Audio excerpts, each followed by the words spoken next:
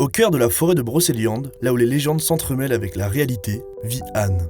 Une femme d'exception qui a choisi de partager sa vie avec des créatures majestueuses, les rapaces. Depuis plus de 30 ans, elle soigne et entraîne des oiseaux de proie avec respect, privilégiant la confiance et l'égalité. Loin de les soumettre, elle les considère comme des compagnons, écrivant avec eux une histoire où nature et sensibilité humaine se rencontrent. Alors qui de mieux qu'Anne Frödiger pour nous parler de la fauconnerie ?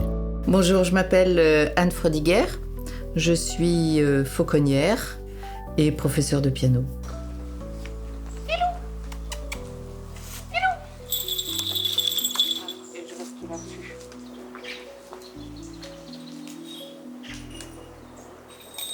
On m'appelle la bécoteuse de chouette dans le milieu.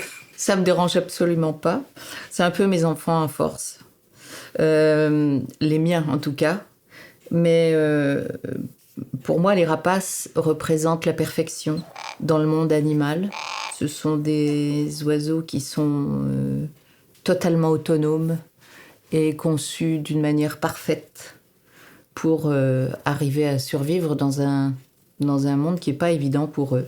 Moi, je ne fais que m'appuyer sur l'enseignement ancestral, c'est-à-dire que la fauconnerie existe depuis 7000 ans, et je ne fais que m'appuyer sur les écrits, comme par exemple celui de Frédéric II, qui a écrit un traité de fauconnerie en 1247, et qui parle déjà de la psychologie de l'oiseau. La fauconnerie a disparu au moment des armes à feu, elle est revenue dans les années 1800 et quelques. Sauf que à cette période-là, on a totalement mis de côté la psychologie et le côté intuitif ou sensible de ces oiseaux. Quand j'ai commencé, j'ai trouvé vraiment que on avait la mauvaise attitude de se servir de ces oiseaux. On ne se sert pas des oiseaux.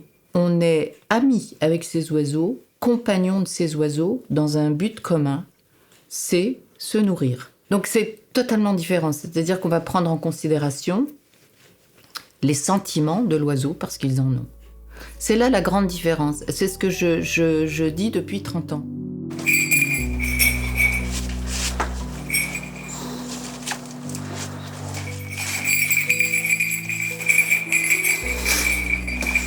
Alors c'est très bizarre, cette année, les oiseaux sont déjà en attitude de reproduction.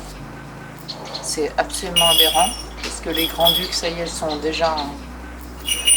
Et Caisse, elle fait la même chose, donc c'est pas normal. Hein. Vraiment, on est en train de tout bouleverser. Alors, ma journée type. La première chose que je vais faire, c'est ouvrir mes volières, regarder si tout le monde va bien. Déjà, il faut avoir un regard sur tous les oiseaux pour voir si tout le monde va bien. Et ensuite, je vais sortir les oiseaux, ce qu'on appelle jardiner les oiseaux, c'est-à-dire les mettre sur des perches à l'extérieur pour qu'ils voient un petit peu ce qui se passe, etc. Chose qu'ils feraient d'eux-mêmes dans la nature. Avant de les jardiner, je vais peser mes oiseaux. Les oiseaux sont pesés chaque jour. C'est pour savoir s'ils sont en poids de vol. Il y a 3 poids, le poids de mue, le poids de vol et le poids de chasse. Donc, depuis le temps que je le pèse chaque jour, je sais exactement à quel poids il va voler. Ensuite, il y a l'entregent. L'entregent, c'est le fait de balader son oiseau. Hier, j'ai pris une buse et je lui ai fait faire un grand tour. En général, je le fais avec mon chien. Ça permet à l'oiseau d'avoir toujours le bon contact aux gants, etc. Et en plus de ça, ça permet d'entretenir la sociabilisation de l'oiseau. Ne pas avoir peur des camions, ne pas avoir peur des voitures, des trottinettes, des poussettes, des gens, des casquettes, des casques, des VTT. Et ensuite, moi, pendant qu'ils sont dehors, qu'ils jardinent, je nettoie mes volières. Les volières sont nettoyées tous les 2 jours. Il faut que les oiseaux, pour qu'ils vivent jusqu'à 28 ans, il faut que les oiseaux soient très bien entretenus. Et la première des choses, c'est le gant, c'est la fauconnière et c'est également, bien évidemment, le lieu de vie. Donc la volière est nettoyée et ensuite je commence à préparer la nourriture et je fais voler les oiseaux l'après-midi, jusqu'à la nuit. Donc ce sont des oiseaux exceptionnels, vraiment, et qui ont une reconnaissance incroyable. À partir du moment où le fauconnier les respecte au plus haut point, ils ont une reconnaissance incroyable. Et je recommence tous les jours depuis 30 ans.